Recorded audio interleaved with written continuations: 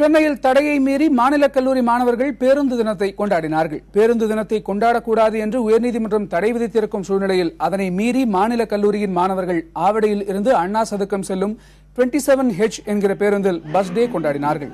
பேருந்திற்கு banner ஒட்டி மாலை அணிவித்து பேருந்தின் மேல் தளத்தின் மீது ஏறி ஆடிப்பாடி மகிழ்ந்த வண்ணம் வந்தார்கள். பேருந்து திருவல்லிக்கேணி பாரதி சாலையில் வரும்பொழுது உதவி ஆணையர் முத்துவேல் பாண்டி தலைமையில் வந்த காவலர்கள் மாணவர்களை கண்டித்ததோடு அவர்களை கல்லூரிக்கு நடந்து செல்ல வைத்தார்கள்.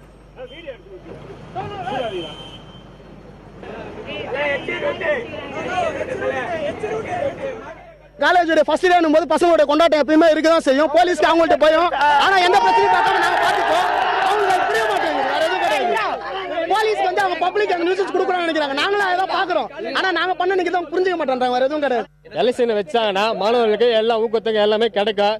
ஏதாவது இது கிடைக்கலன்னா நாங்க வந்து சேர்மனை கேட்போம், எக்ஸ்பென்ஷன் கேட்போம், எல்லாமே ஹெல்ப் பண்ணுவாங்கண்ணா. அதுக்காக தானே எலெக்ஷன் வைக்கிறோம்.